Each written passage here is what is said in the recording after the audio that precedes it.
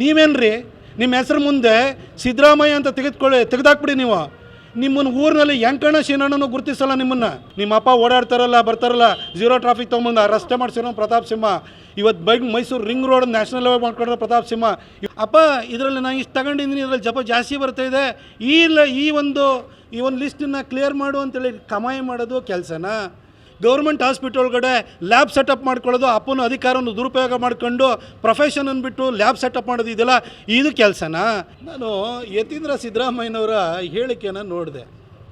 ಕೆಲಸ ಇಲ್ಲದೆ ಇದ್ದವರು ಅಂದರೆ ಯತೀಂದ್ರವ್ರ ಕೆಲಸ ಅಂತಂದರೆ ಟ್ರಾನ್ಸ್ಫರ್ ಲೆಟ್ರ್ ತೊಗೊಂಡ್ಬಿಟ್ಟು ಅಪ್ಪ ನಾನು ಕಳಿಸಿರೋ ಲೆಟ್ರನ್ನ ಕ್ಲಿಯರ್ ಮಾಡಪ್ಪ ಅನ್ನೋದು ಕೆಲಸನಾ? ಅಪ್ಪ ಇದರಲ್ಲಿ ನಾನು ಇಷ್ಟು ತಗೊಂಡಿದ್ದೀನಿ, ಇದರಲ್ಲಿ ಜಪ ಜಾಸ್ತಿ ಬರ್ತಾಯಿದೆ, ಈ ಒಂದು ಲಿಸ್ಟನ್ನು ಕ್ಲಿಯರ್ ಮಾಡು ಅಂತೇಳಿ ಕಮಾಯಿ ಮಾಡೋದು ಕೆಲಸನಾ? ನಿಮ್ಮಪ್ಪ ಮೊದಲನೇ ಸಾರಿ ಮುಖ್ಯಮಂತ್ರಿ ಆಗಿದ್ದಂಥ ಸಂದರ್ಭದಲ್ಲಿ ನೀವು MBBS ಡಾಕ್ಟ್ರಾಗಿ ಪ್ರಾಕ್ಟೀಸ್ ಮಾಡೋದು ಬಿಟ್ಬಿಟ್ಟು ಗೌರ್ಮೆಂಟ್ ಹಾಸ್ಪಿಟಲಲ್ಲಿ ಮ್ಯಾಟ್ರಿಕ್ಸ್ ಲ್ಯಾಬ್ ಅಂತ, ಮ್ಯಾಟ್ರಿಕ್ಸ್ ಇಮೇಜಿಂಗ್ ಪ್ರೈವೇಟ್ ಲಿಮಿಟೆಡ್ ಅಂತ ಒಂದು ಕಂಪ್ನಿ ಮಾಡ್ಕೊಂಬಿಟ್ಟು ಗೌರ್ಮೆಂಟ್ ಹಾಸ್ಪಿಟಲ್ ಒಳಗಡೆ ಲ್ಯಾಬ್ ಸೆಟಪ್ ಮಾಡ್ಕೊಳ್ಳೋದು, ಅಪ್ಪನ ಅಧಿಕಾರವನ್ನು ದುರುಪಯೋಗ ಮಾಡ್ಕೊಂಡು ಪ್ರೊಫೆಷನ್ ಅಂದ್ಬಿಟ್ಟು ಲ್ಯಾಬ್ ಸೆಟಪ್ ಮಾಡೋದು, ಇದೆಲ್ಲ ಇದು ಕೆಲಸನಾ? ಈ ಕೆಲಸ ನನಗೆ ಮಾಡೋಕ್ಕೆ ಇಷ್ಟ ಇಲ್ಲ ಸರ್. ಹಾಗೆ ನಿಮ್ಮ ಒಂದು ಕಂಪ್ನಿ ಮಾಡಿಕೊಂಡು ಮ್ಯಾಟ್ರಿಕ್ಸ್ ಕಂಪನಿಗೆ ಹೆಬ್ಬಾಳ ಫ್ಲೈಓವರ್ ಹತ್ರ 2.5 ಎಕರೆ ಜಾಗನ 200 ಕೋಟಿ ರೂಪಾಯಿಗಿಂತ ಹೆಚ್ಚಿಂದು ಓರ್ತಾ ಇರುವಂಥ ಜಾಗವನ್ನು ಮೊದಲನೇ ಟರ್ಮಲ್ಲಿದ್ದ ಹೊಡ್ಕೊಳಕ್ಕೆ ಹೋದ್ರಲ್ಲ, ಇದು ಕೆಲಸನಾ? ಈ ಕೆಲಸ ನೀವೇ ಸರ್, ಇದಕ್ಕೆ ಕೆಲಸ ಮಾಡೋಕ್ಕೆ ನೀವೇ ಫಿಟ್ಟು. ನಿಮ್ಮಪ್ಪ ಮುಖ್ಯಮಂತ್ರಿ ಆಗಿದ್ದಾರೆ, ಅದಕ್ಕಿಂತ ಮೊದಲು 14 ಸೈಟನ್ನು ನೀವು ಪಡ್ಕೊಳ್ಳೋಕ್ಕೆ ಅಂತ ಹೋಗ್ತಿರಲ್ಲ ತಾಯಿ ಹೆಸರಲ್ಲಿ, ಇದು ನಿಮಗೆ ಕೆಲಸ ಅಂತಂದರೆ ಈ ಕೆಲಸ ನನಗೆ ಬರೋಲ್ಲ ಸರ್. ದಯವಿಟ್ಟು ಈ ಕೆಲಸ ನೀವೇ ಮಾಡಿ. ಆದರೆ ಮೈಸೂರಿನಲ್ಲಿ ಮೈಸೂರು ಬೆಂಗಳೂರು ಹೈವೇ ಇರ್ಬೋದು, ರಿಂಗ್ ರೋಡ್ ಇರ್ಬೋದು, ಕಸ ತೆಗ್ಸೋದಿರ್ಬೋದು, ಪ್ರತಿಯೊಂದು ಕೆಲಸ ನನಗೆ ಮಾಡೋಕ್ಕೆ ಬರ್ತದೆ. ಇವತ್ತು ಬಂದಿರೋದು ಮೈಸೂರು ಜನರ ಹಿತದೃಷ್ಟಿಯಿಂದ ಕೆಲಸಕ್ಕೆ ಬಂದಿದ್ದೀನಿ. ಈ ಕೆಲಸ ನನಗೆ ಬರುತ್ತೆ ಸರ್. ಆದರೆ ಯತೀಂದ್ರ ಅವರೇ ಕೆಲಸ ಇಲ್ಲ ಅಂತಾರಲ್ಲ. ನಿಮ್ಮಪ್ಪನು 2018ರಲ್ಲಿ ಇಲ್ಲೇ ಚಾಮುಂಡೇಶ್ವರಿನಲ್ಲಿ ಹಾಲಿ ಮುಖ್ಯಮಂತ್ರಿನ 36,000 ಓಟಲ್ಲಿ ಸೋಲ್ಸ್ ಕಳಿಸಿದ್ರಲ್ಲ ಸರ್. ನೆನಪು ಮಾಡ್ಕೊಳ್ಳಿ, ಮೈಸೂರು ಜನ ಯಾರಿಗೆ ಗೌರವ ಕೊಡ್ತಾರೆ, ಮರ್ಯಾದೆ ಕೊಡ್ತಾರೆ ಅಂತ. ನಿಮ್ಮ ಅಪ್ಪನೂ ಅವರ ರಾಜಕೀಯ ಜೀವನದಲ್ಲಿ 4 ಸಾರಿ ಸೋತು ಮನೆಯಲ್ಲಿ ಕೂತಿದ್ರು, ಕೆಲಸದಲ್ಲೇ ಕೂತಿದ್ರು ಅಂತ ನೀವು ಹೇಳ್ತೀರಾ ನಿಮ್ಮ ಅಪ್ಪನ ಬಗ್ಗೆ? ಸರ್, ಟಿಕೆಟ್ ನಾನು ಕಳ್ಕೊಂಡಿರ್ಬೋದು, ಇಡೀ ದೇಶದಲ್ಲಿ 132 ಜನಕ್ಕೆ ಟಿಕೆಟ್ ಕೊಟ್ಟಿಲ್ಲ. ಅವ್ರನ್ನೆಲ್ಲ ವಿಧಾನಸಭೆ ಚುನಾವಣೆಯಲ್ಲಿ ಕಂಟೆಸ್ಟ್ ಮಾಡಿದ್ದಾರೆ. ಡೆಲ್ಲಿನಲ್ಲೂ ಪ್ರವೇಶ್ ವರ್ಮ ಇವತ್ತು ಉಪಮುಖ್ಯಮಂತ್ರಿ ಆಗಿದ್ದಾರೆ, ನನ್ನ ಜೊತೆ MP ಆಗಿದ್ದವರು, ಅವ್ರಿಗೂ ಟಿಕೆಟ್ ಕೊಟ್ಟಿರಲಿಲ್ಲ. ರಮೇಶ್ ಬಿದೂರಿನೂ ಅವರು ಕೂಡ MP ಆಗಿದ್ದರು, ಅವ್ರಿಗೆ ಟಿಕೆಟ್ ಕೊಟ್ಟಿಲ್ಲ.